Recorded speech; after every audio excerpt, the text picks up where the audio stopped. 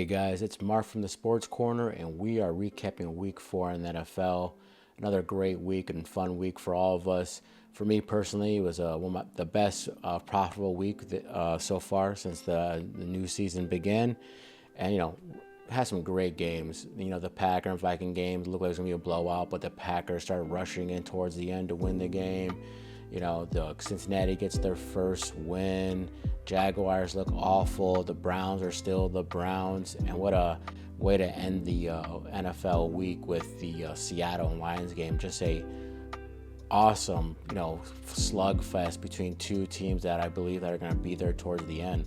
So let's recap it this week, and hopefully you guys, personally, I hope you guys had a profitable weekend. It's been rough the last 2 weeks before this, but this week I hope you guys got a profitable week. So let's recap this week in the NFL.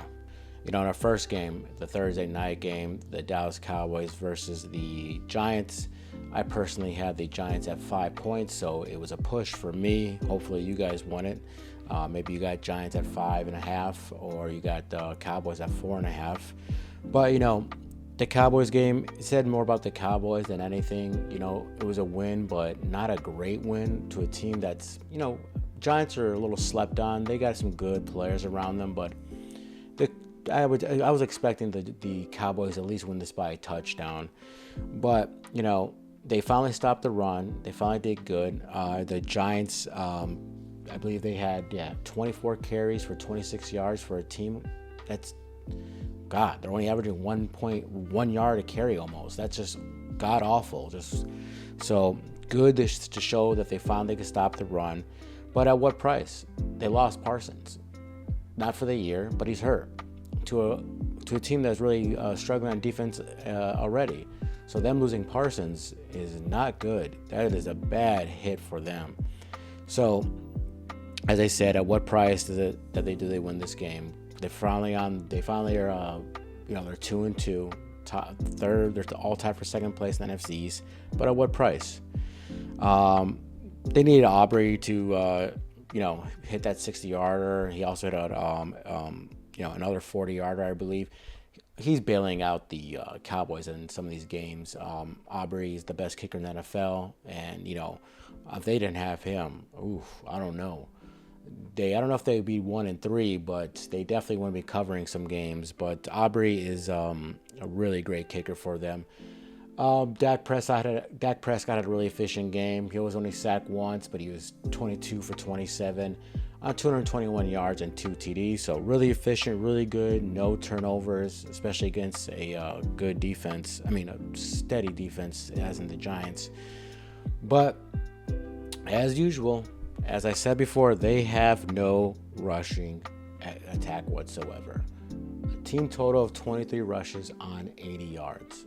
That is awful for an average of 3.5 yards. One-dimensional team. It's Dak, CeeDee Lamb, and somewhat of Ferguson, and that's it. And as I just say that, look at the stats. CeeDee Lamb, 7 receptions, 98 yards, 1 touchdown, and Jake Ferguson, 7 receptions for 49 yards. So, it's CeeDee Lamb pretty much is his first look. That's it. If it doesn't, I got to go to Ferguson. And if that doesn't work, then he's screwed. So, they got to do something. I would try to get at least a running back to help out, a speed back that has some speed, but because they're just too one-dimensional to go anywhere in this league. And now losing Parsons, that's even more terrible. Let's talk about the Giants a little bit here. Giants failed to score TD and had the ball for over 35 minutes. It's just awful. Their field goal kicker is basically kept them in the game. Jones has a pick.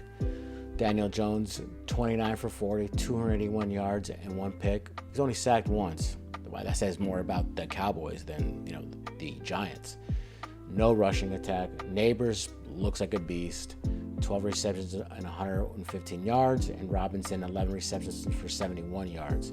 I said that's a good combo for the Giants, but no TDs, just kicking the ball, and they held the ball for 35 minutes.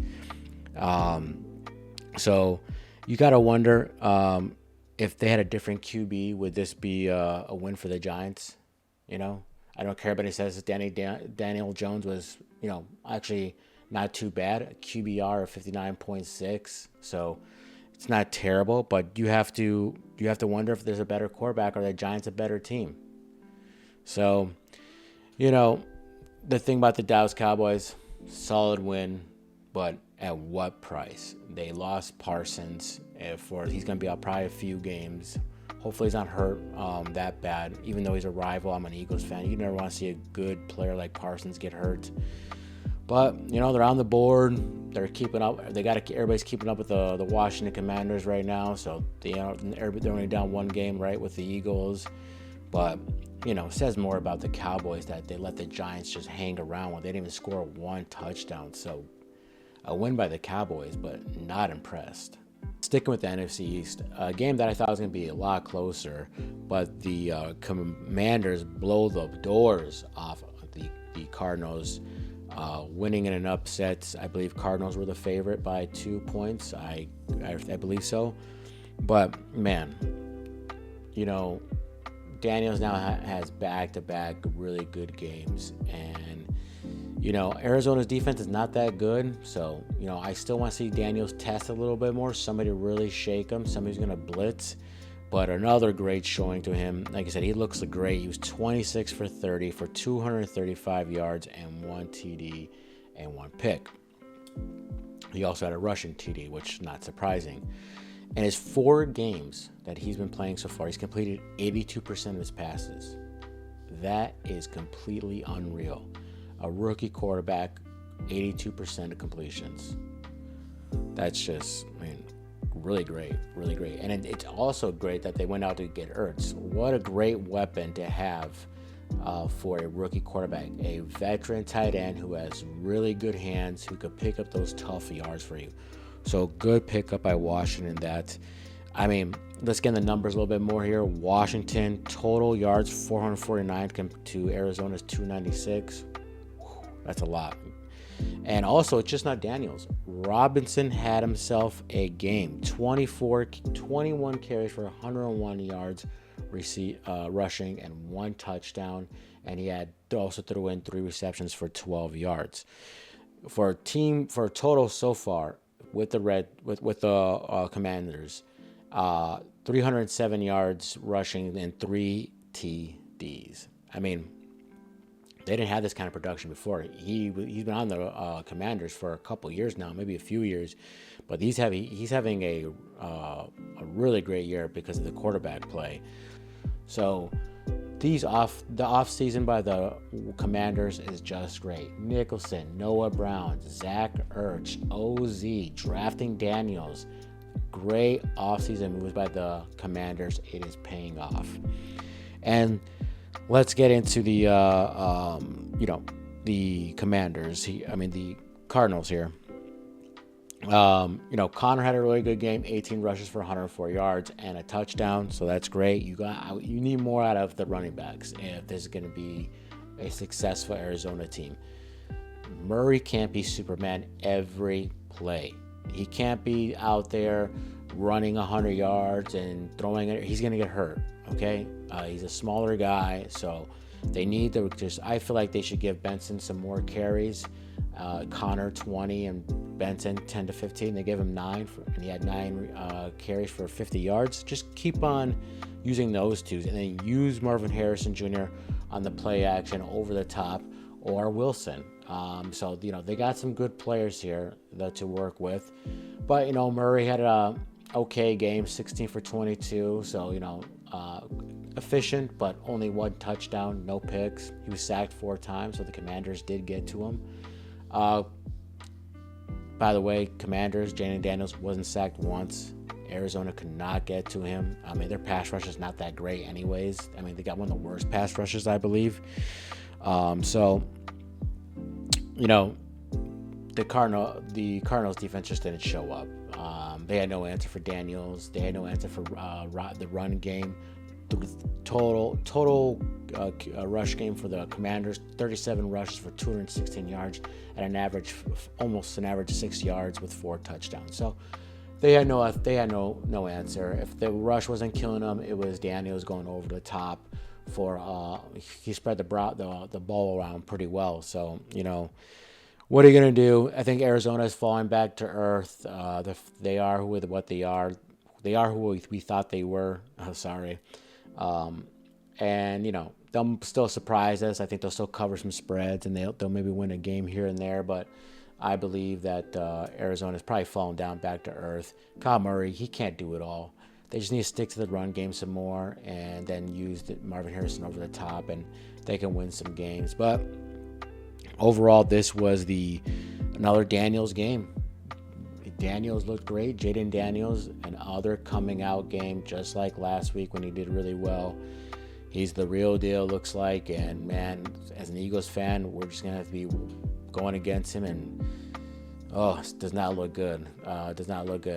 We have to put up with the Dallas Cowboys and Dak Prescott already. I'm not ready to be afraid of the Jaden Daniels show with the Commanders, but good win by the Commanders. Blew them out, and now they're first place in the NFC East. Now, let's talk about one of the most pathetic losses I've ever seen a team ever have.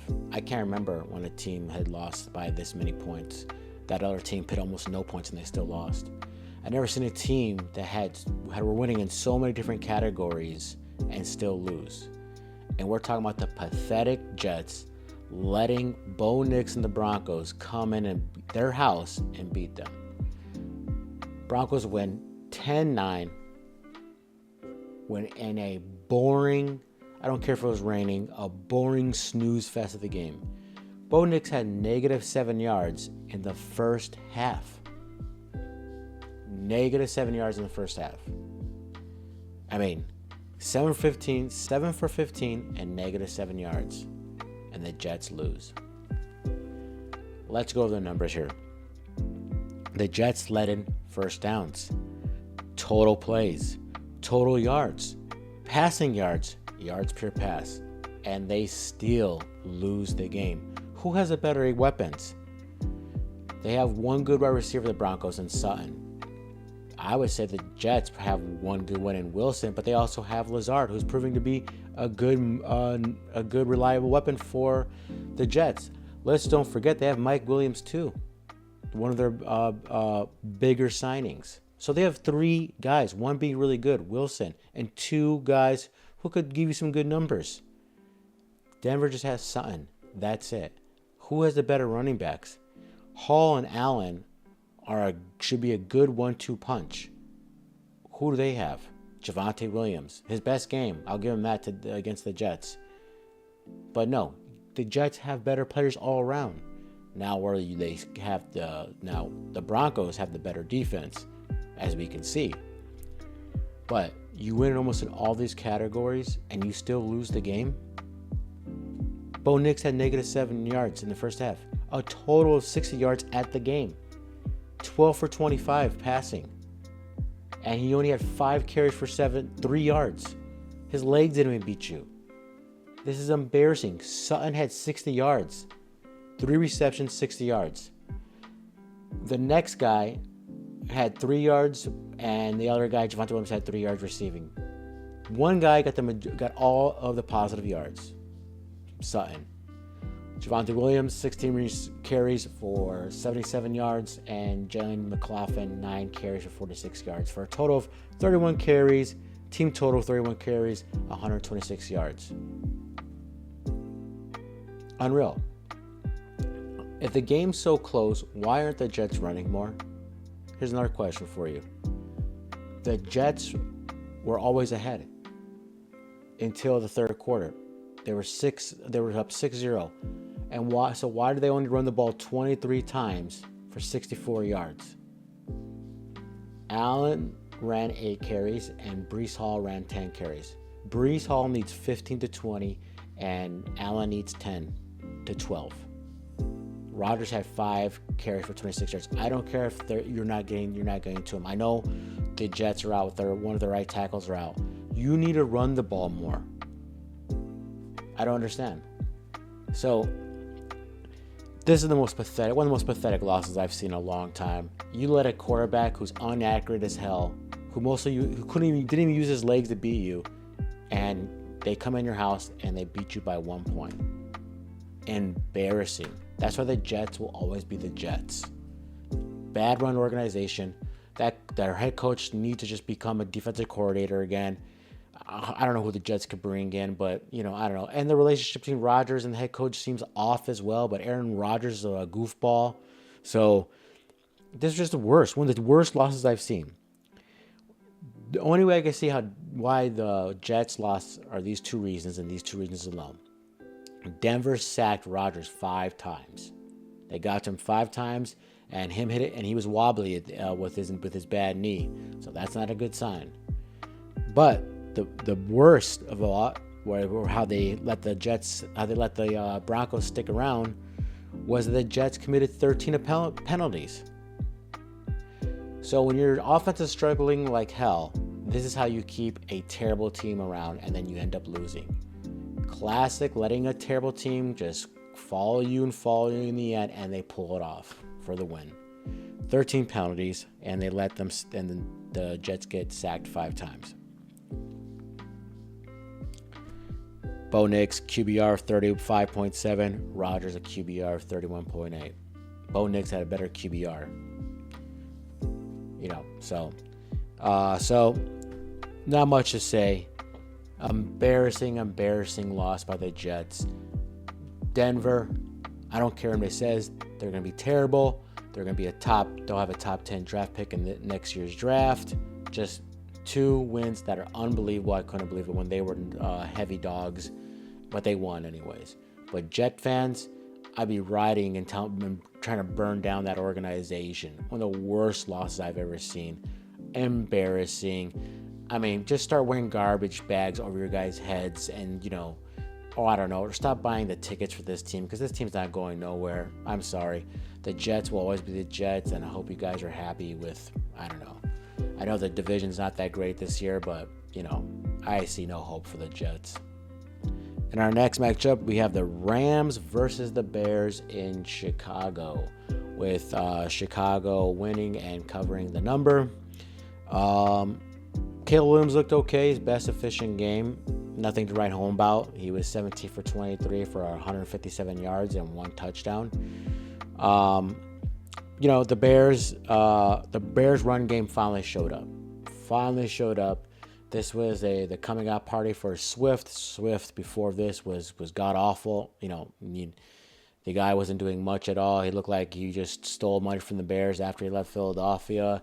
But he had a great game, 16 carries for 93 yards and 1 touchdown, and Rashawn Johnson, 7 carries for 26 yards and another touchdown. So a team total of 28 carries with 131 yards and 2 touchdowns, and Caleb Williams getting a couple rushing yards there. But, they needed this. This was the coming out party for Swift. He had a touchdown in the receiving game, and he had he had a big receiving game, but no touchdown, but he had a touchdown rushing. So his best game yet. This is what they signed him for. So I'm sure Bears fans and the Bears organization are like, thank God he's doing something, because they were getting grilled. But they also made some offensive line changes. I believe the right guard was changed and maybe the right tackle. I saw Matt Pryor there. So they had to do something, because Caleb Williams was getting sacked at every second. He said hike, he would get sacked any minute of the day. I mean, he got sacked 3 times, but hell, that's not too bad from the last times. I think one game he got sacked 7. So 3 times, not terrible. Let's get with the Rams. I mean, come on. They got lucky with the 49ers, but they're still very injury-prone, especially in their weapons. Tutu Atwell, he's putting up some good numbers. He's shifty. He good after the yards after the catch, but is he really scaring anybody? No. So I know the Rams are getting healthier on the line, but still, when you have no weapons and you're playing a solid, very solid Bears defense, that's one of the best things they got going for them. You're going to fall back to earth. A crazy win against the 49ers, but I personally had the Bears to win this game. So let's get the numbers. Stafford, 20 for 29, 224 passing, no touchdowns, 1 pick. So Obviously there's going to be the Kyren Williams, another touchdown for him. I think he has a touchdown in every game he's played, I believe. So good, solid by him. 19 carries, 94 yards, 1 TD. And he also threw in 4 receptions for 10 yards. So, 104 yards for the game. That's not bad. Tutu Atwell led the whole receiving core with yards, with 82 yards. With these guys, I never heard of, Jordan Winnington and Demarcus Robinson kicking in the number 2, number 3. But this was just they kept it solid the whole time. The Rams weren't pitted away. They only lost by 6 points. But his interception and that Stafford threw and his fumble, it was costly. It kept the Bears winning the game. You just can't say much about this game. Injured-plagued Rams team lose to the Bears at home, and Caleb Williams was efficient enough to keep the game from not getting away from him. And good running game by the Bears. They finally showed up, but I'm not really thinking this Bears are not going nowhere. The NFC North is stacked. You got Minnesota 4-0. You got even though the Packers lost twice, they still look really great with a potent offense, a great rushing attack. And the Lions just blew the doors off the Seattle Seahawks, winning by 2 touchdowns, I believe. But their offense just looks amazing. So I believe the Bears will probably be in 4th place, but maybe a solid 4th place team. But don't expect too much from the Bears, only just because they beat the Rams. All right, let's talk about the Colts versus the Pittsburgh Steelers. A game that I didn't really understand the line when it came out. I didn't touch the game, but I couldn't believe that the Pittsburgh Steelers were only favored by 2.5 points. I saw it at 3 points at one point. I thought it was fishy, so I stayed away from the game. But Colts upset the Pittsburgh Steelers. Anthony Richardson gets hurt. Maybe that was a good thing because Flacco, who I don't even know was the backup for the Colts, looked good. He looked decent for being 40-something years old, or just 40. He went for 16 for 26 for 168 yards and 2 touchdowns. Not bad. Anthony Richardson, when he got hurt, he was 3 for 4 for 71 yards. So, he was not doing terrible. I mean, not much, but Joe Flacco held it together. He held it together, and they pulled off a good win here, 27-24. Fields had his best game, Justin Fields. Looks like he's getting better every single game. He's now the official starter, even if Wilson comes back. God, how bad was Wilson in the spring during the preseason before the season started? Was he just terrible? I mean, how does Fields win this?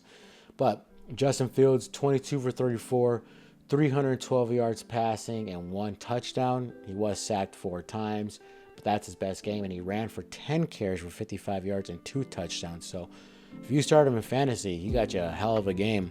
But his best game, but they still lost, which is very surprising. Let's just get it. The Pittsburgh Steelers, I'm starting Patterson over Harris and Warren when he comes back. Harris is a bust. Harris, 13 carries for 19 yards, an average of 1.5 yards a carry. I'm sorry. The guy's not good at all. Get him in. He might be good just in goal line. Get him be a goal line back, and that's it. No running game. Patterson had 6 carries for 43 yards. Maybe that'd been a solid pickup. I know he's getting to his mid 30s, but he looks better than any other the Pittsburgh running backs. But I'm not starting Harris anymore if I'm the Pittsburgh Steelers. Why do you keep on pinning this guy out? I don't understand it. Pickens had a game, 7 receptions for 113 yards. But Harris had good receiving yards. I'll give him that. 3 receptions for 55 yards and 6 targets. Ooh, I think that's too many targets for him. And Pat Freiermuth with 5 receptions for 57 yards. Another thing that was so good to see when Flacco was the quarterback was that Michael Pittman actually looked like Michael Pittman. He had 6 receptions for 113 yards on 9 targets. Finally, as a guy who has him in one of his fantasy leagues, I mean, great, because Anthony Richardson can never get the ball to him. So, I don't know how Pittsburgh loses this game.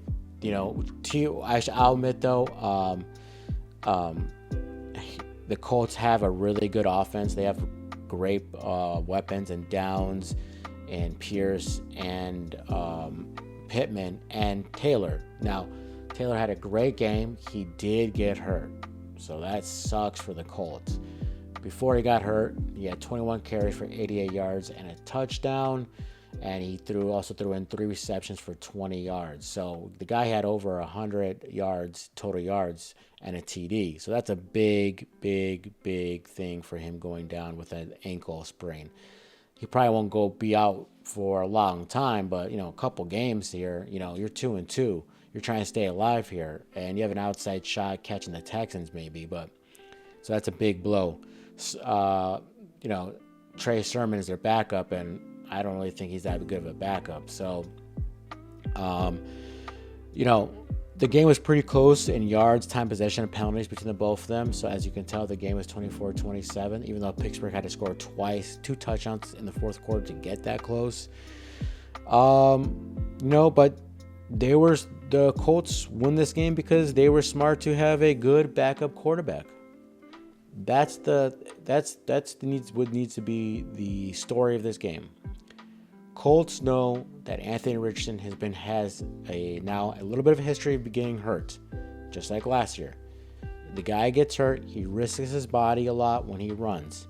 So the Colts go out there and get a good backup in Joe Flacco. Look what he did last year with the Browns.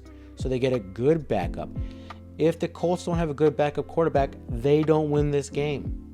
So this game is the good decision by the Colts organization to go get a backup quarterback. And another thing the Dolphins should have done. Look how the Dolphins looked today with Monday Night Football. Awful. You're hearing this, Miami Dolphins?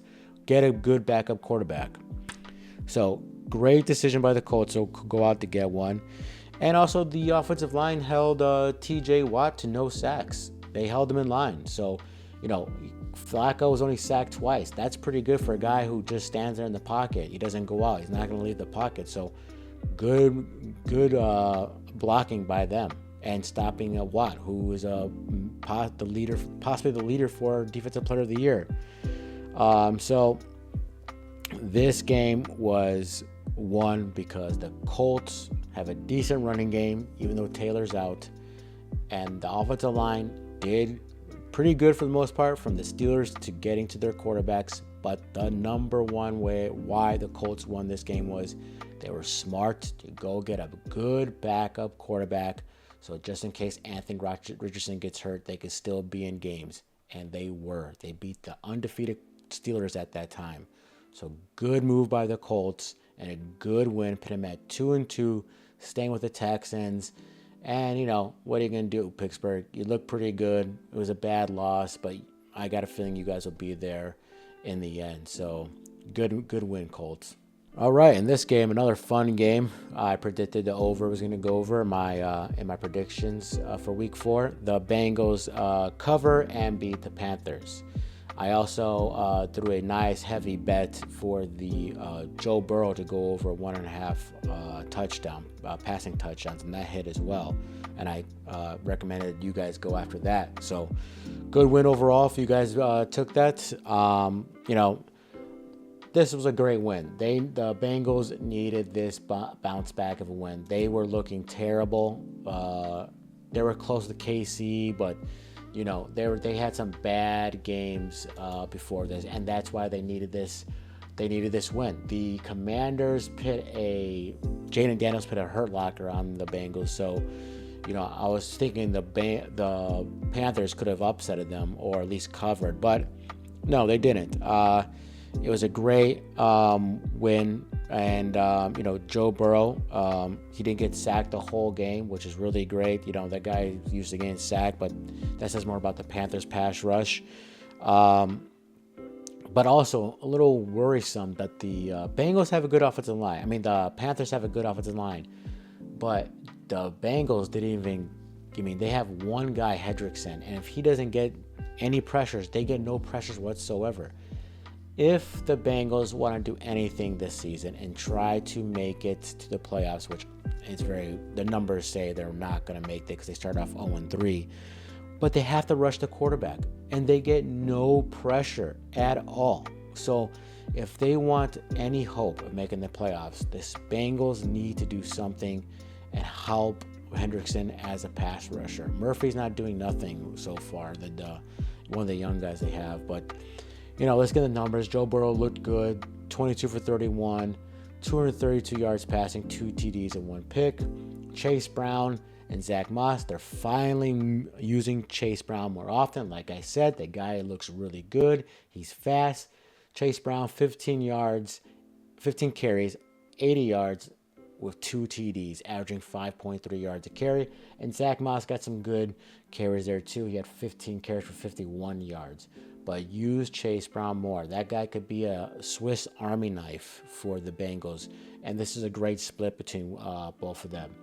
Ja'Marr Chase had a really big reception for 63 yards and a touchdown. Really fantastic. For a total of 3 receptions, 85 yards, and a touchdown. Good to see Higgins getting better and better. 6 receptions for 60 yards. No TDs, but good to see him back there. Kind of disappointed that they didn't get Mike Gesicki more in. He had 1 reception for -9 yards. So I'd like to see him more integrated into the offense. Give them a third option of their first tight end option. But overall, a good bounce back win for the Bengals. But even though the Panthers lost, I'm liking from what they're seeing. Andy Dalton, he was pretty decent for the most part. 25 for 40, 220 yards and 2 TDs and 1 pick. Hell of a lot better than Young. So their offense looks good. And then have Adam Thielen at this time too. Chuba Hubbard, the guy's looking great with the help of the passing game, but also with this offensive line.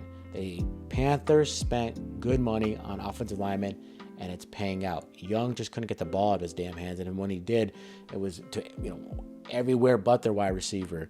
So Chuba Hubbard with a great game, 18 carries for 104 yards and a touchdown, and 4 receptions for 17 yards.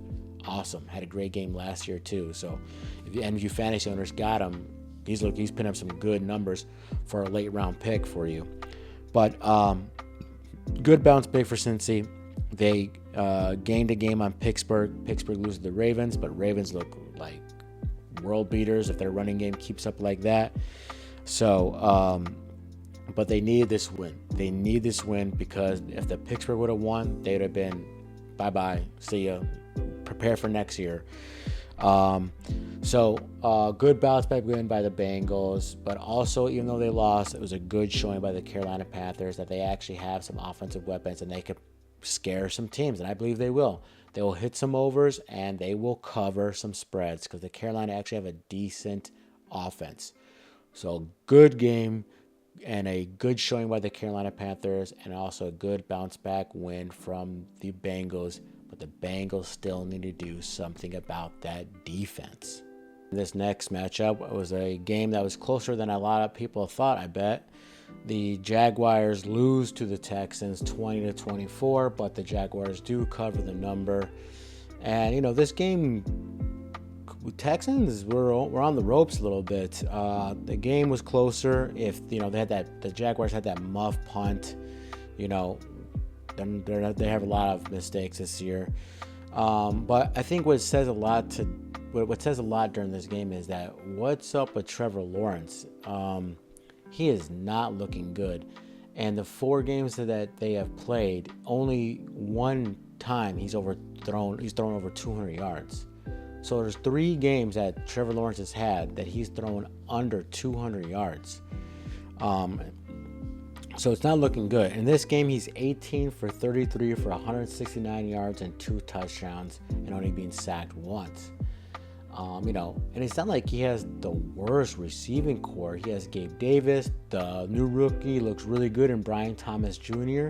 He had 6 receptions for 86 yards and 1 touchdown.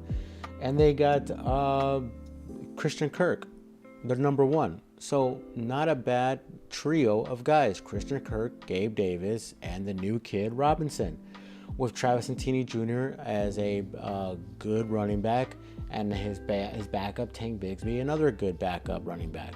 Tank Bigsby had 7 carries for 90 yards, and Travis had 11 carries for 50 yards, so not so dynamite there. But, they have a good offense, but there's just something going wrong with the Jaguars. 0-4, 0-3 away, but Trevor Lawrence now 3 out of 4 games under 200 yards passing. That is not going to cut it. I think we have to start saying, is it Trevor Lawrence that he's just an average quarterback in this league? Or is it Doug Peterson? Is it the coaching? Has he not put enough around him? And Evan Ingram has been out for 3 games now, but he can't be the all and be all.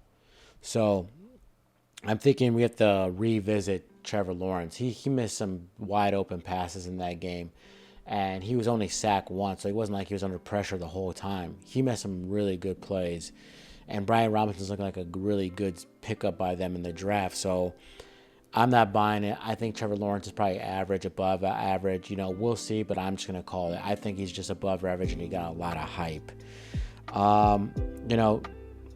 Texans, I think the Jaguars almost beating them. I mean, the Texans needed a fourth quarter touchdown to, win this game. So they were on the ropes the whole game. C.J. Stroud, 27 for 40, 345 yards, 2 touchdowns, and no picks, and he was only sacked twice. Nothing real from the running game. I mean, Akers had 13 carries for 53 yards, but nothing really to write home about. Diggs got a rushing touchdown, so that's good. They're missing Mixon. They need Mixon in there because they have no really good backup. So maybe Mixon, when he comes back, this team could be more balanced in the run and passing game. Nico Collins is a beast. I mean, the guy's just killing it this year, leading the league in receiving yards. In this game, he just torched the Jaguars for 12 receptions, 151 yards, and a touchdown. I mean, the guy's just a home run. So that's one thing the Texans can hang their hat on. Stephon Diggs, 5 receptions, 69 yards, and like I said, he had a rushing touchdown. So they're using him around. They're using him a lot. That's really great. But I think the Jaguars just need to call it. The Jaguars just need to pack it in. 0-4, probably not making the playoffs. Even though this division sucks, the AFC South, Texans are just going to walk in the first place and win the division and make the playoffs. But I think the Jaguars just need to pack it in, get a top 10 pick in this draft, and hopefully they could, find somebody to help T-Law out or the defense. But I also think this is Peterson's last year. He's probably getting fired after this season. But, I think this was not a good win by the Texans. They needed the last touchdown to win the game. So good for Jaguars to be competitive in the whole game. But, they can't close it out. So I think Jaguars should pack it in and just start the rebuild. All right. And this next matchup, I am not happy to talk about, but my Philadelphia Eagles get blown out by the Tampa Bay Buccaneers. The Buccaneers winning and upsetting the Eagles. The Buccaneers just took over immediately. Soon as they got the ball, it was over. They just dominated, scoring 14 points in the first quarter and 10 points in the second quarter. Mayfield was just zipping the ball, getting the ball out of his hands quicker than anybody this week in the NFL, and just finding all the right targets. Mike Evans had a hell of a game, 8 receptions for 94 yards, a touchdown. Hell, he had 14 targets, so they were trying to feed him, because before that, Mike Evans was not having a great year. But they got the ball to him now. But this was just a blowout. Soon as it was hike, I had no hope from. Todd Bowles and the Buccaneers have Jalen Hurts and Nick Sirianni's number. Last year in the playoffs, they blew him out. I think the year before that, they beat him. He just has their number. And talk about, well, let's stick with the Tampa Bay before I get into Philadelphia. Mayfield, second in passing yards. He's doing great. I think only Sam Arnold is beating him in passing yards, I believe. But Mayfield is kicking ass. So he's doing really great.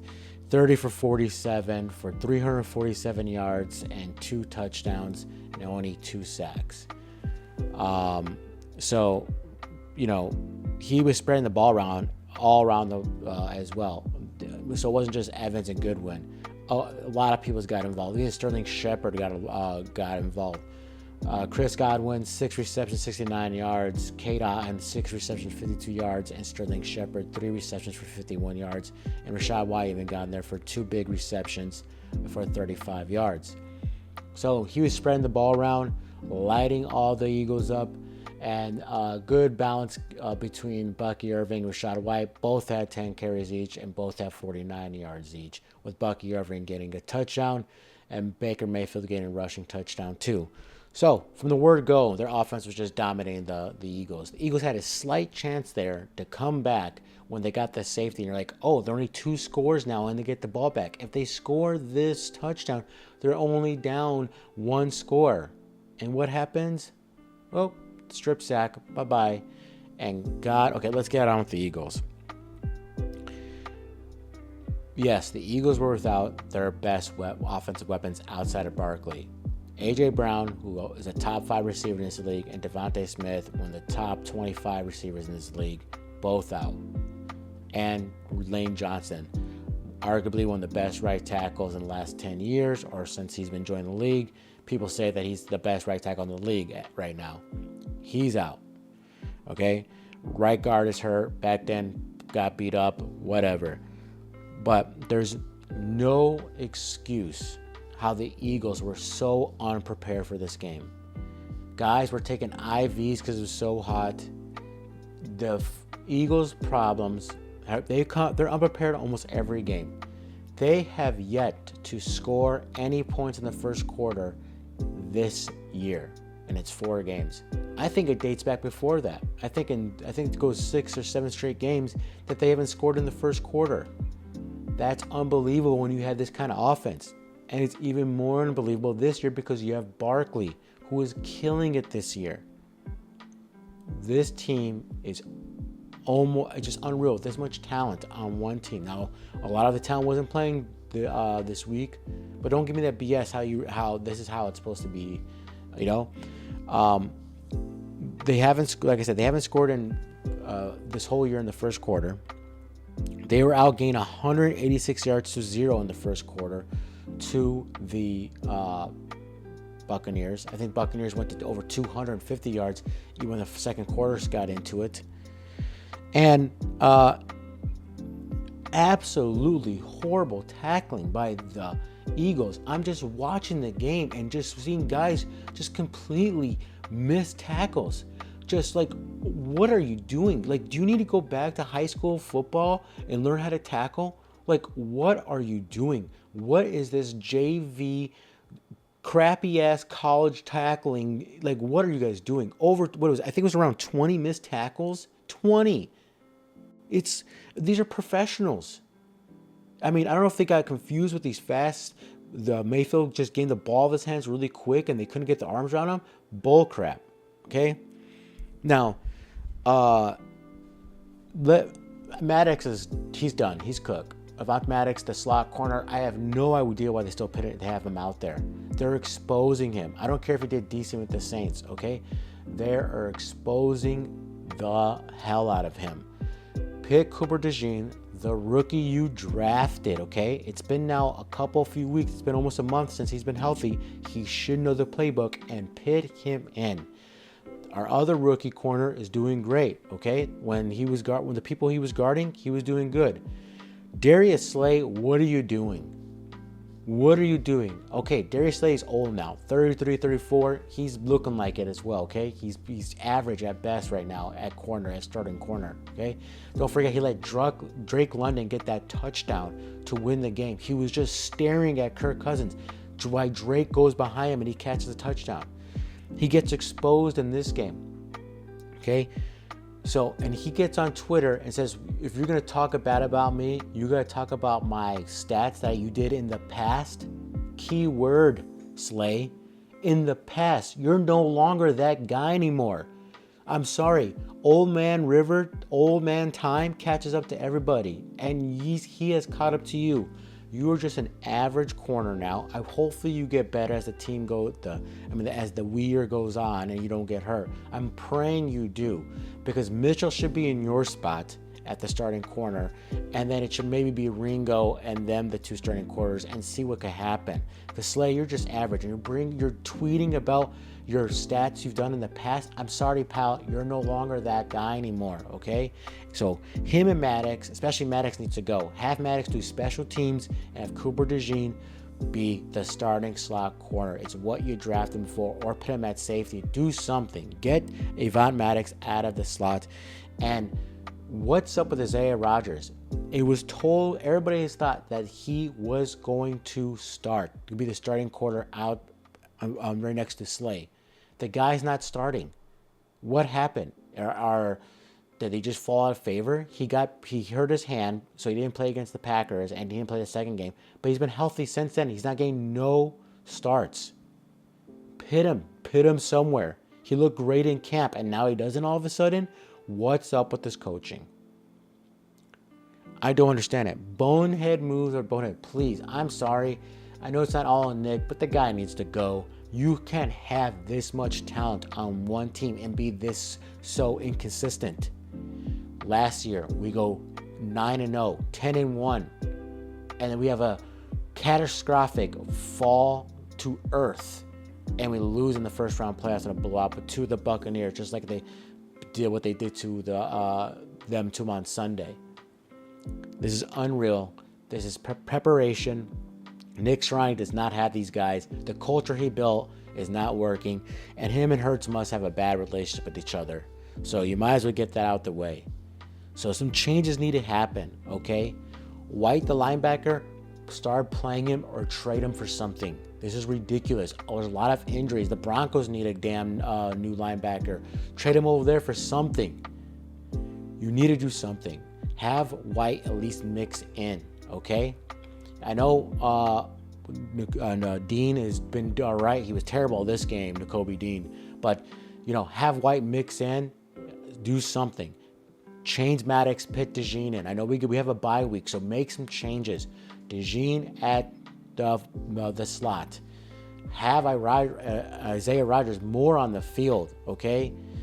These guys need to play, okay? The Maddox is cooked, and Slay is no longer the dominant corner he is, and time has caught up with him.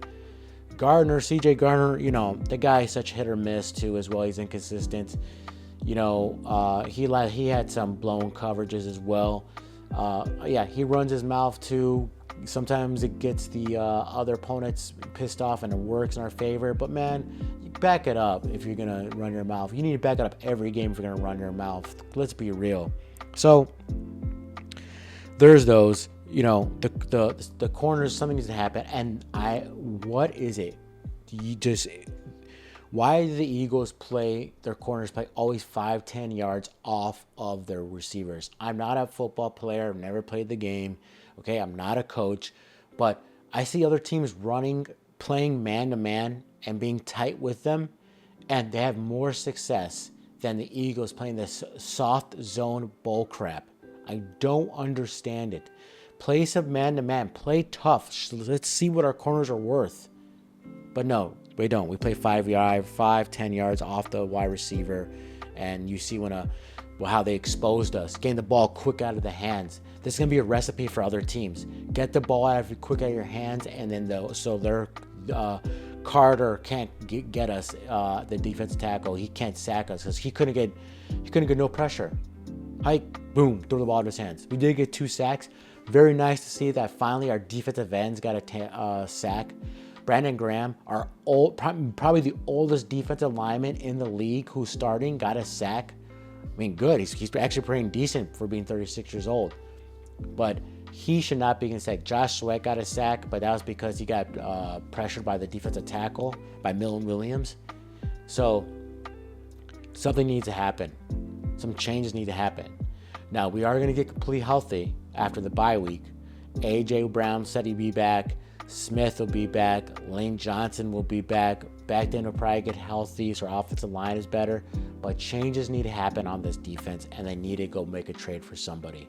They need to get a defensive end who could get to the quarterback. Huff has so far been a wash. Terrible signing by Howie Roseman, okay? So we're not getting nothing at Jonathan Dotson. The Eagles, let's get on Jalen Hurts. Jalen Hurts, he is turning the ball over way too much. I have it here in my notes. The guy can't stop turning the ball over. He's become now a turnover machine. Hurts and everybody in this coaching staff need to redo this offense. Okay? Jalen Hurts is more and more looking like he is not a pocket passer.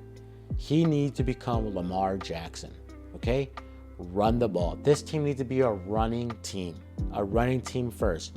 Rely on Barkley between 20 and 30 carries. Okay? That's what Barkley should be getting. And having Gainwell get some carries here and there. And Jalen Hurts getting 10 to 15 carries. That's what he needs. That's the recipe for the Eagles being any good. If we're not going to make any changes on defense, then we got to keep the opponent's defense on the field by running the ball. That's what the way we need to be. No passing 30 times like he did today against the Buccaneers. I know he's falling behind. No. Jalen Hurts going to be passing 20 to 25 times and rushing 30 to 40 time carries. A team carries it 30, 40 times. That's who we need to be. So this pocket passing, throwing 300 yards, no. You need to be rushing touchdowns and you need to be rushing the ball, Hurts. You need to watch some Lamar Jackson tapes. I know you're not as fast as him, but you are stronger than him in the legs. Watch some plays and use that recipe. And use Barkley. And then use A.J. Brown and Smith in play action. And Dallas Goedert, okay? That's what you need to do. We traded a third-round pick for Jahan Dotson, 2 receptions, 11 receiving yards. Great use of our third-round pick that we just traded for Dotson. The guy's been on the team for a month. How come he's not more integrated in the playbook? I know Hurts overthrew him by a good pass, but I didn't see no separation big time by him. It was on our Dallas and Barkley show. Dallas Goedert, 7 receptions, 62 yards. Barkley, 2 receptions, 32 yards. Barkley, 10 rushes for 85 yards. Hurts, 8 rushes for 20 yards and a touchdown. We need to bump those numbers up, okay? More rushing. I know we were down, but no. We need to keep on rushing more and more. So enough of this horse crap. We should become a running team to wear down the opponent's defense and giving our defense as less time on the field as we can. So the coaches need to make a change here. God knows if Nick Sirianni can make any changes, okay? I know he's not making all the offensive plays and defensive plays, but he just needs to go. This culture he built is clearly not working. I don't think he has a good relationship with Hurts, so I think he just needs to go. So let's just get more into the numbers here. So like I said, Hurts 7 turnovers in 4 weeks.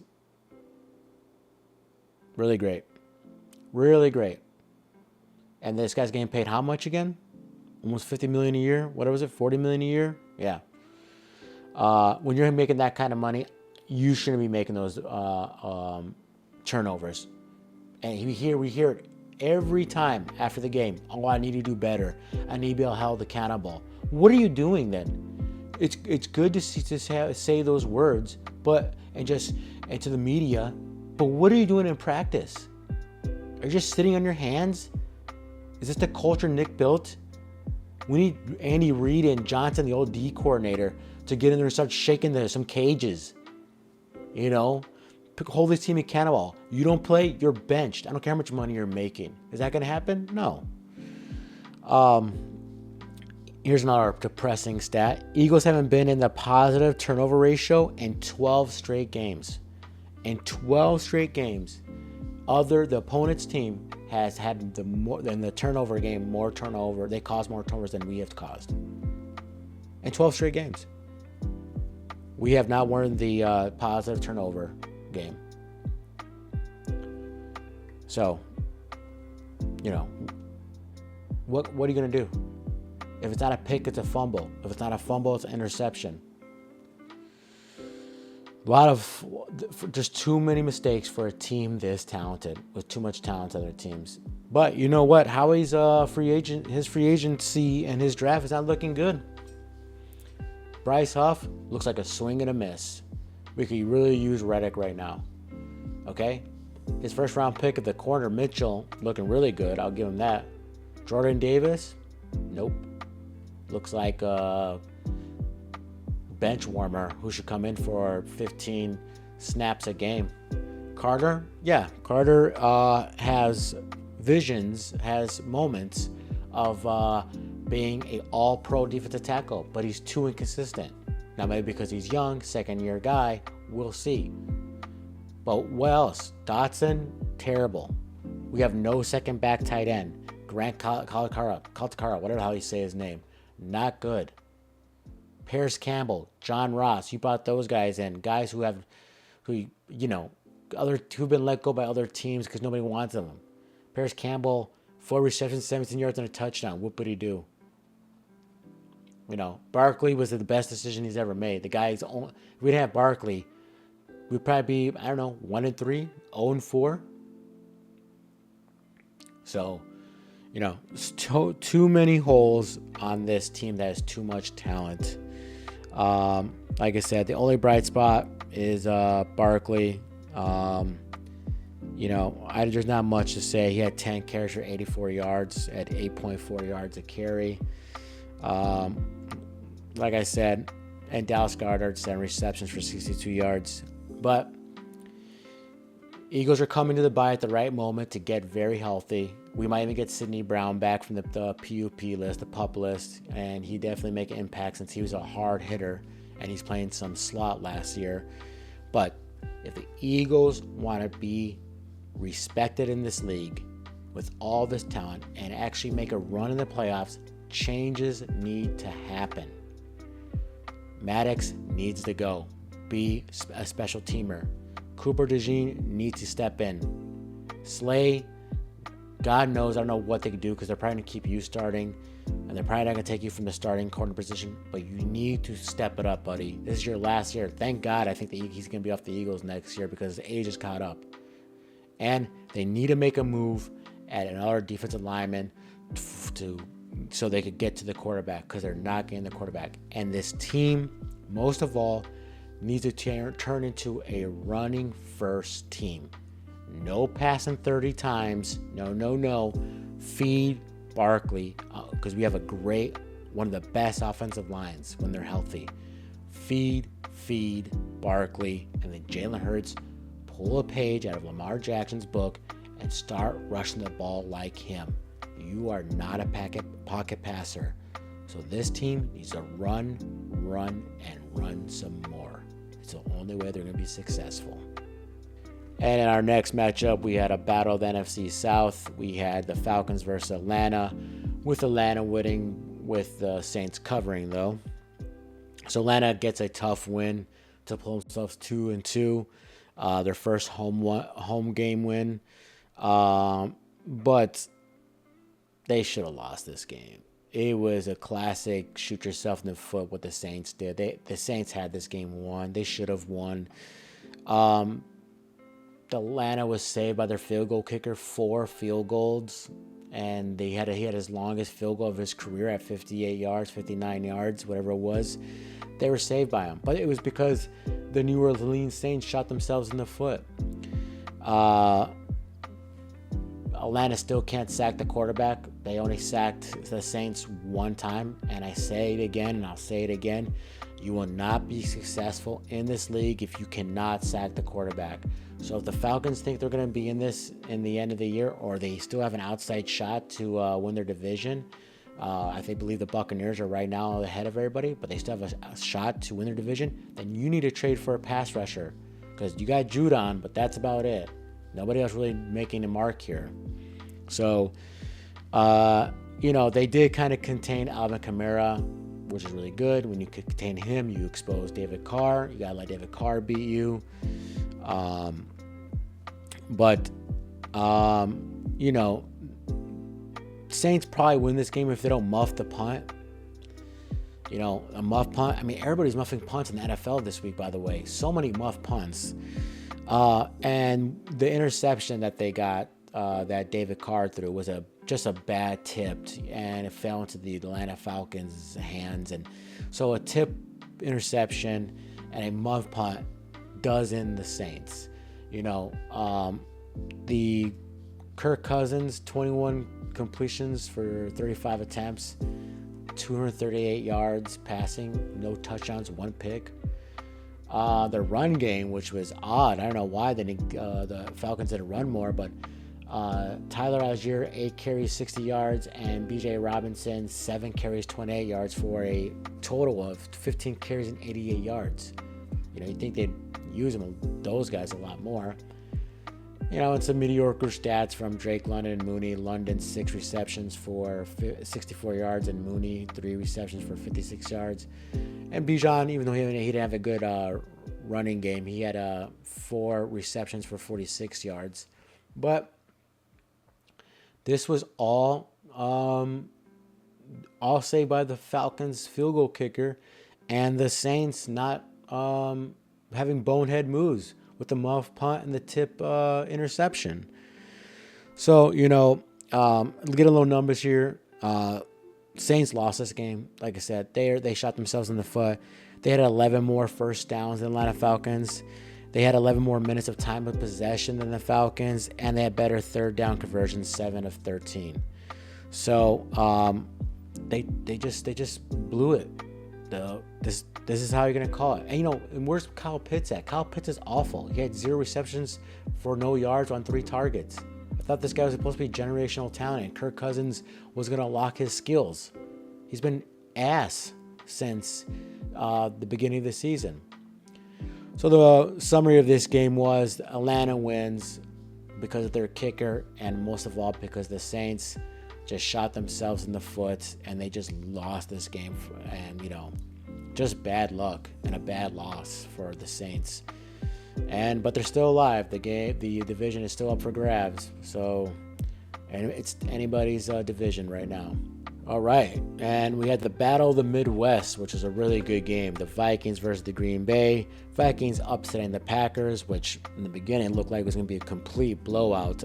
Looked like Green Bay was going to get their butts handed to them. But Green Bay made it very interesting in the end of the game there.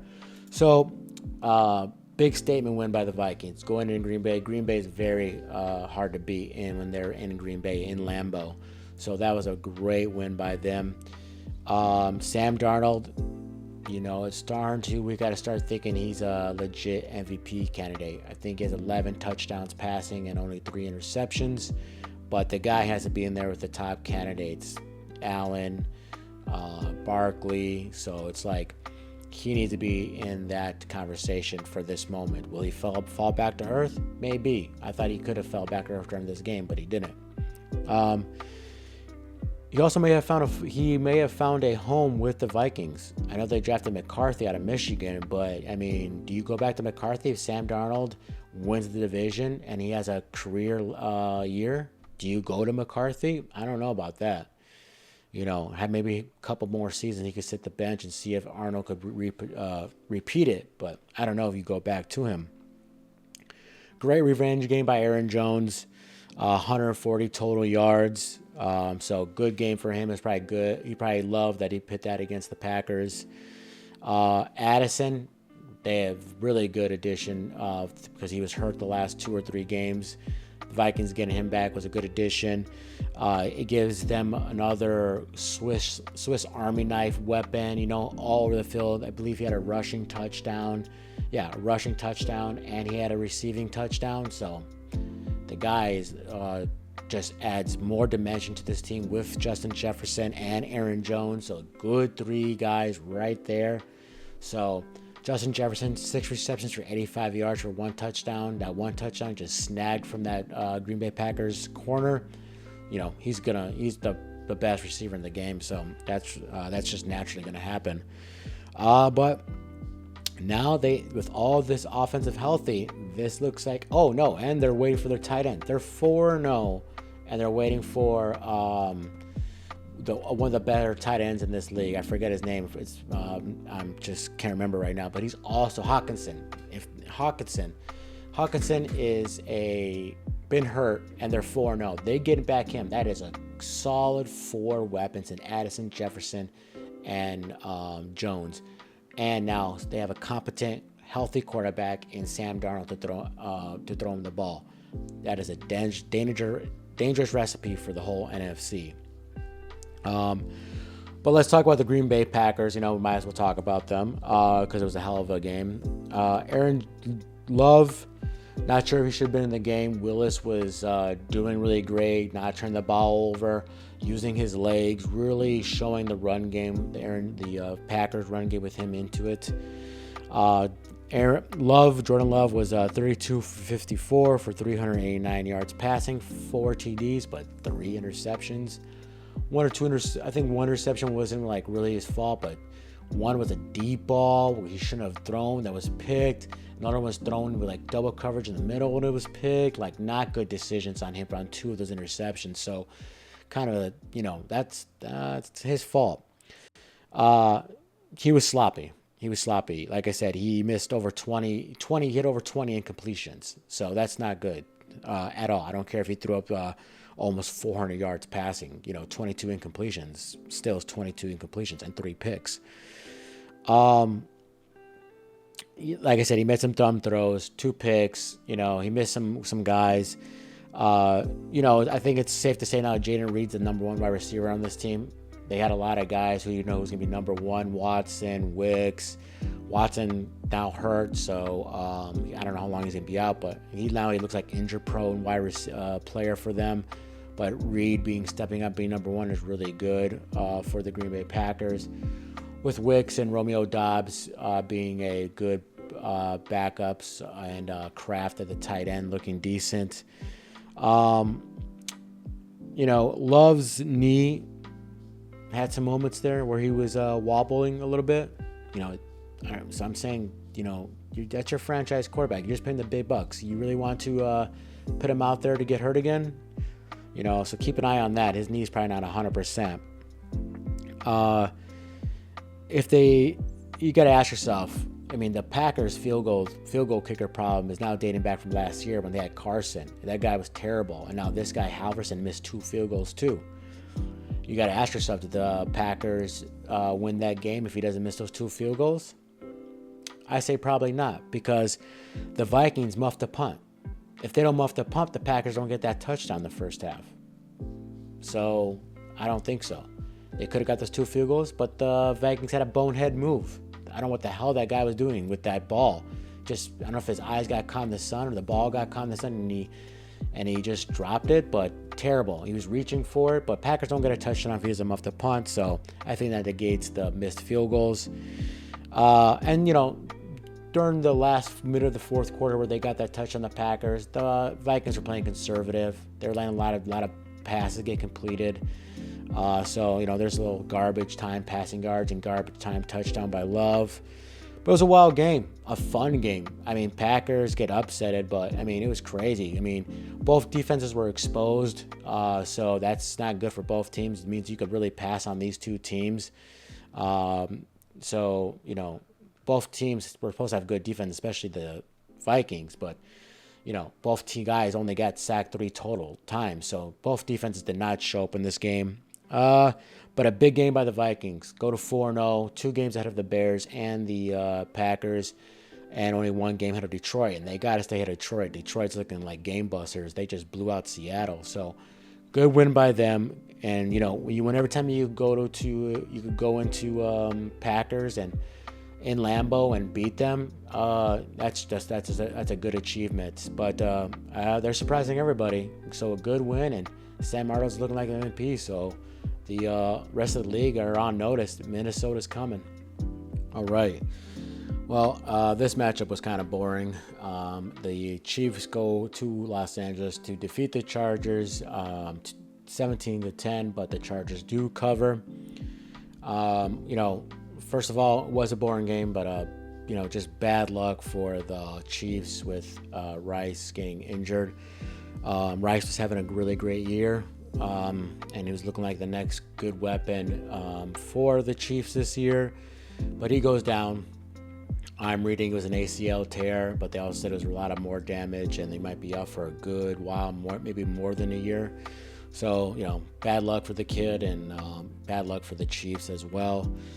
But getting to the game, Mahomes is not looking like Mahomes. He threw another interception. He also had a touchdown, 19 for 29 on 245 yards passing. But, he's consistently now turning the ball over. And losing Rice is not going to help that situation. Now, Travis Kelce had his best game of the year. He had 7 receptions for 89 yards. But their rookie had the touchdown with a big touchdown grab for 54 yards, and that was Worthy, and he went 3 receptions for 73 yards. And then it was a mishmash of Gray and Watson and Hunt getting receptions. But another, I think, a good thing to take away from this game is that Hunt now looks like he has taken over as being the starting running back. He had 14 carries for 69 yards. And he also said he had 2 receptions for 16 yards.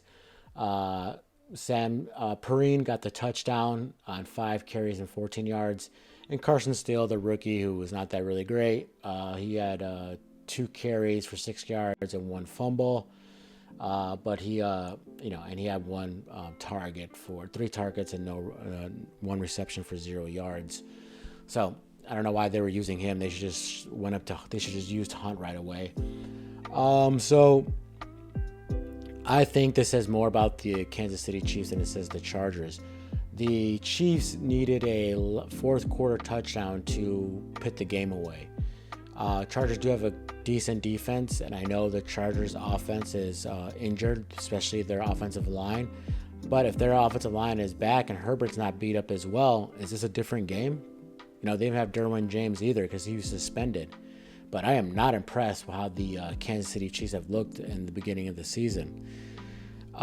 So, getting the numbers a little bit more. Just to say before I go on about the Chiefs a little bit more, I know the Chiefs, they've had no weapons before, like last year, and they still won. But this still feels different. I know they're 4-0, okay?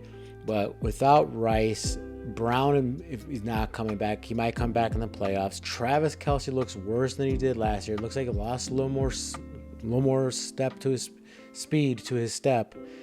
So their defense, they lost that really good corner who went to the Tennessee Titans.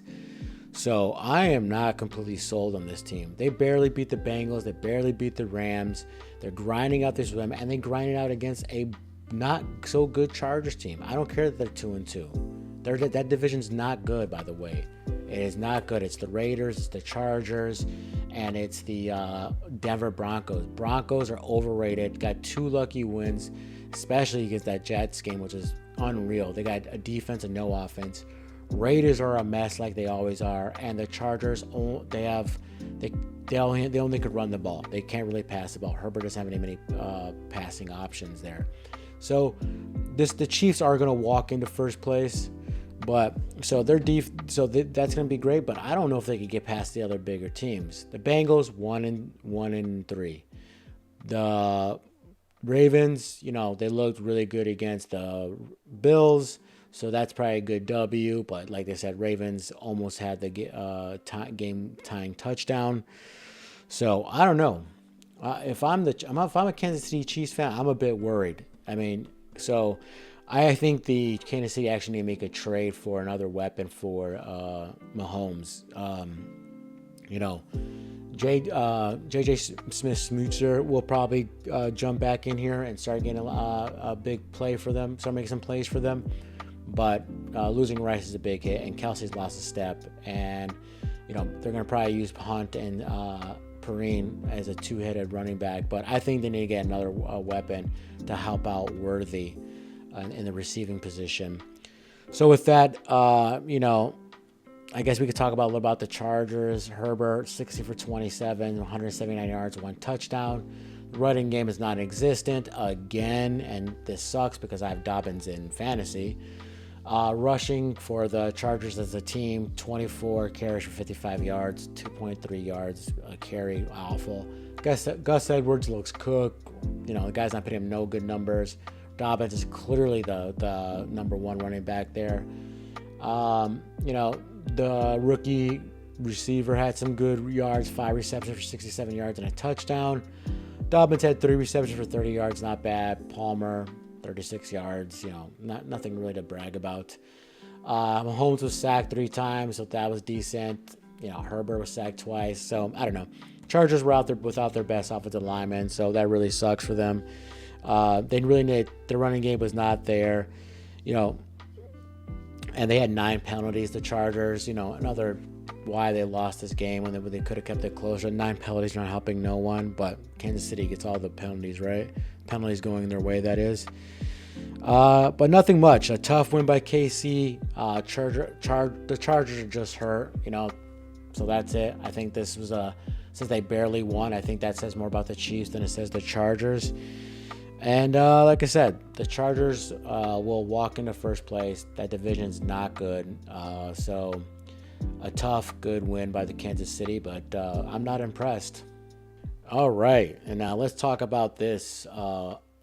Probably the second awful game in this week. You can't get more awful than the Broncos and the Jets, but this team was trying. We have the Browns versus the Raiders, with the score being 26-20, and the Raiders pulling it off. Raiders covering the number as well. Awful game, just awful. Cleveland looked like they were going to win the game. They went up 10-0 in the beginning. Both these teams are going to be fighting for third place or last place in their division, so nothing really fun about this game. I'll be short with this one. Browns lost the game, when the Raiders were without, they lost the game when they'd have Devontae Adams, Mayer, the tight end, Max Crosby, and Wilson. They didn't have all of these guys, and the Browns still found how to lose. Now, the Browns have their own problems. Their offensive line's beat up too, but, the Raiders, I would still think that Cleveland could pull it off with their defense, and it just didn't happen. Watson wasn't that bad for the game. He had a very solid game, 24 for 32. That's efficient. 1 pick, 1 touchdown, 176 yards passing, so that is not terrible. Watson's had way worse games than that. He had a great pass that hit Cooper, I think, in the numbers, and the ball just flew up in the air, and that's how they intercept him. But if Cooper passes that, Cooper looked disengaged in the game, to be honest with you. If you watch that game, watch the highlights or whatever, Cooper looks like he's checking out. That guy probably wants to get traded out of there. He probably should get traded out there, but that interception happens because it bounces off his chest, or maybe it's a little bit of his shoulder, and Raiders get the interception. Chargers just can't. The Browns just can't run the ball. They're waiting for Chubb. I think Chubb is now possibly on his way back, but they might want to. I don't know. If I'm Chubb, I might want to just sit out the whole year. Ford, 10 carries, 58 yards. Watson, 8 carries for 32 yards. So nothing to write home about. The Raiders don't really have to anything to write home about either. They Gardner Minshew, who was awful. He had 14 completions on 24 attempts, 130 yards, no touchdowns, no interceptions. It says more that he was only sacked twice. That says more about his offensive line protecting him. That's probably why they win this game. You think you'd get more sacks on Minshew. The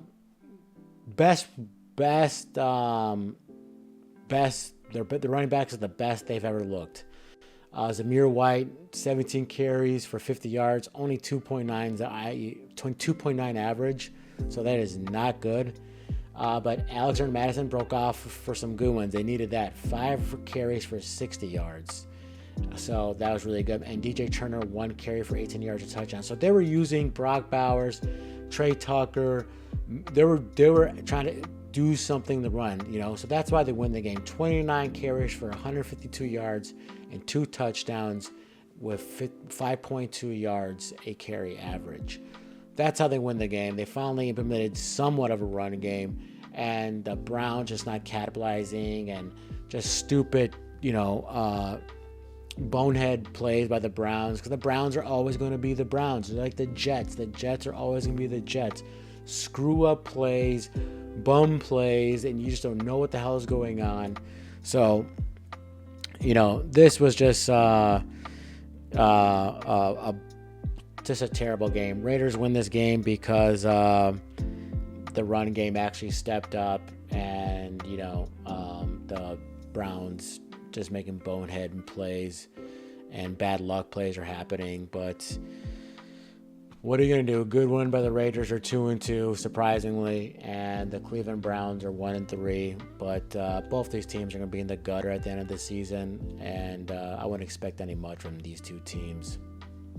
All right, and this game, I guess we all expected it, but, worse things have happened before. 49ers beat the Patriots, covering the number, with San Francisco pitting 30 on the Patriots, and the Patriots actually pitting a point, scoring 13. What are you going to say? Keep this one short.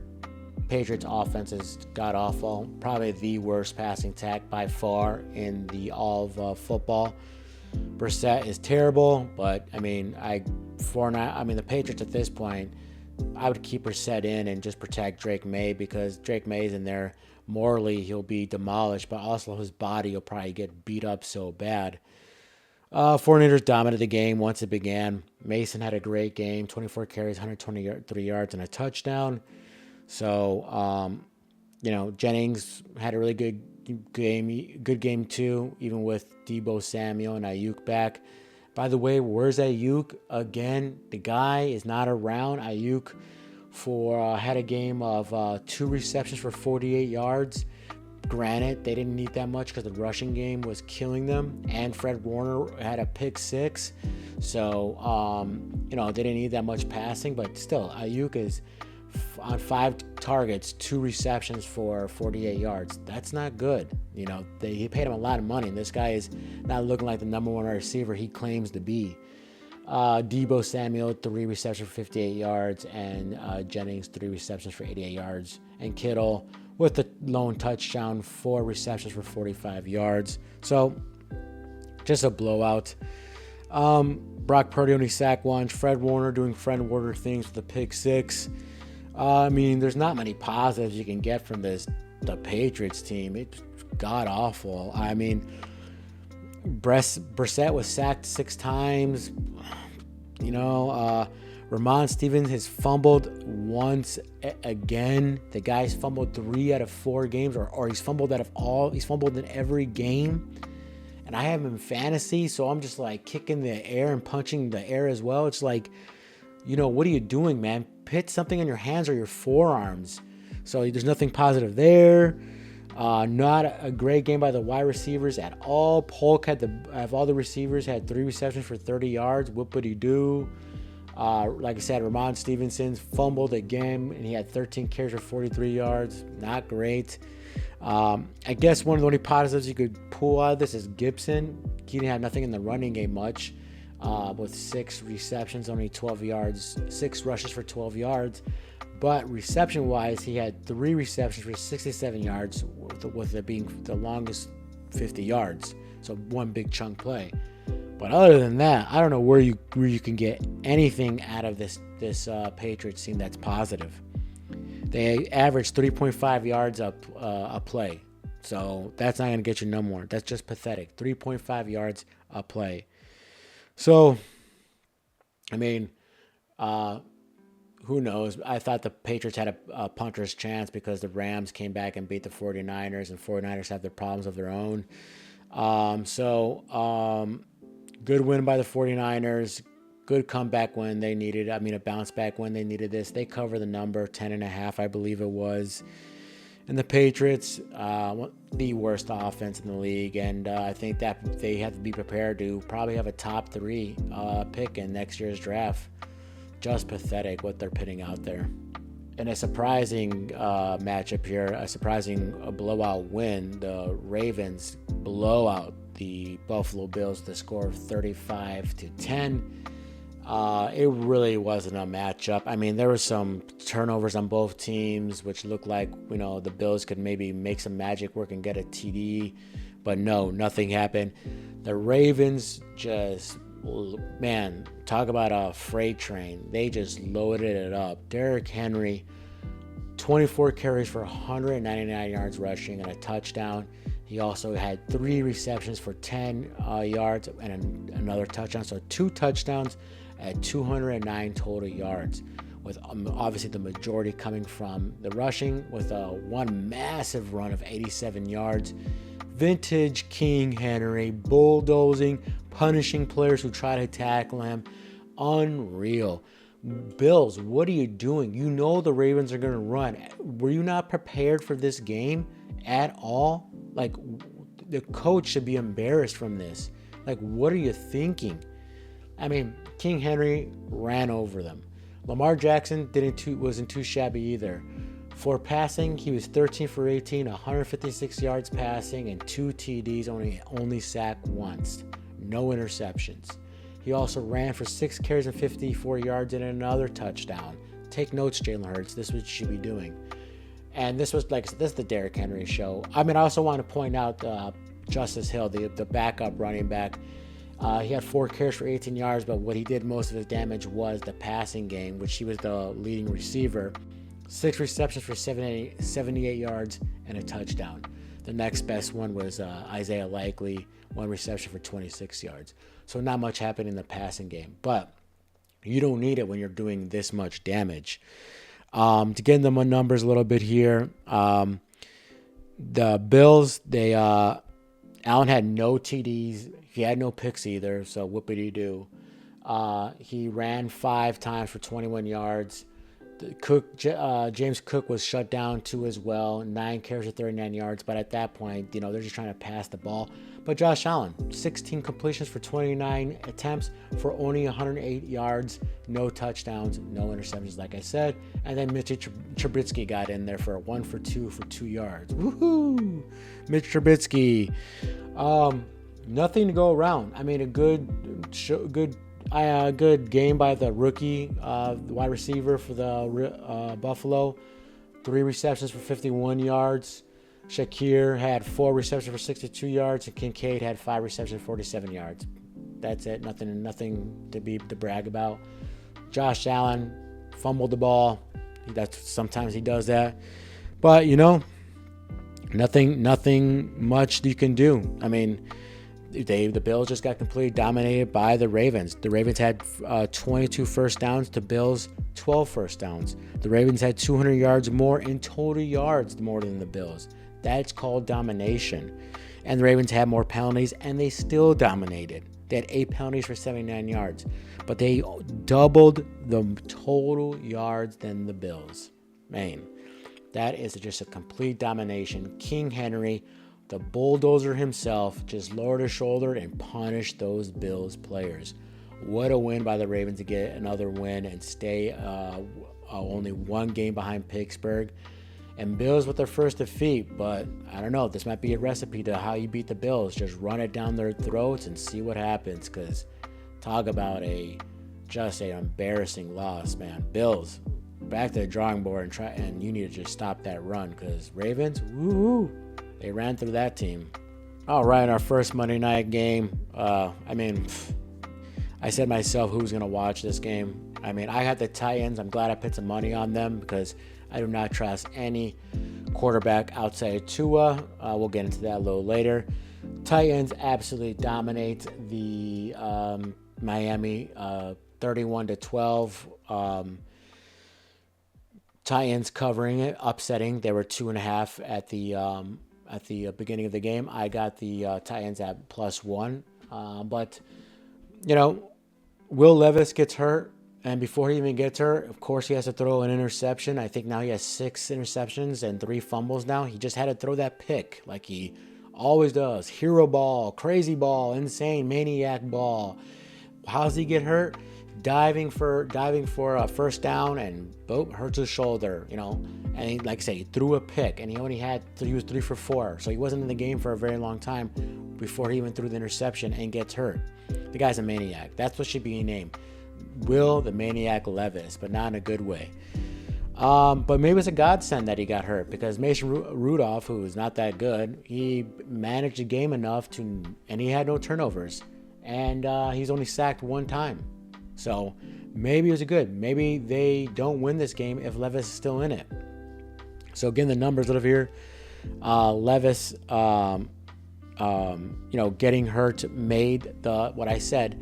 But the Titans need to do is just become a rushing team to stop Levis from doing crazy ball, and that's exactly what they did. A team total of 40 carries for 142 yards and 2 touchdowns. They only averaged 3.6 yards a carry, but they needed to do that because Mason Rudolph was the quarterback, but they needed to keep on doing that with even Levis being the quarterback, so the guy stops turning the ball over. Tony Pollard, 22 carries for 88 yards at 4 points carry, averaging 4 yards a carry, and a TD. And Spears, 15 carries for 39 yards with also a TD. Not averaging that much, 2.6 yards a carry, but consistently grinding it out, wearing down the defense, and getting field goals here and there, which they did. Their field goal kicker got 5 field goals. So that guy should be getting the game ball at the end of the thing. Mason Rudolph, 9 completions for 17 yards, 85 yards passing, not so great. No TDs, no interceptions. So he's not turning the ball over, and so that's great. Nothing really bad about the offense. Tony Pollard got 2 receptions for 20 yards, so that's great, which puts him at 108 yards total for the game. So good showing from Tony Pollard.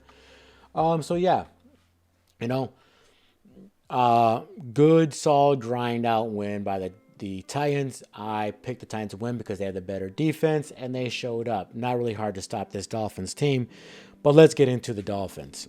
The Dolphins, like I said, I've been saying this since Tua got hurt. Dumb organization by the Dolphins, a dumb organization decision to not get a backup quarterback for Tua. What have you not learned yet? The guy is prone to concussions. Okay, the guy's had them. And the concussion he had this season was not good. His hands curled up a little bit. That is not a good sign. So who's their backup? Skylar Thompson. Guy's a bum. No offense to you, man. You play in the NFL, I don't, but you're not that great, okay? So they had another guy named Boyle. Terrible. So who they go pick up? Tyler Huntley off the street. Hey, or off practice squad. Hey, come play with us. Can you learn the playbook right away? Because we're in desperation mode. 14 for 22, 96 yards, no TDs, no interceptions.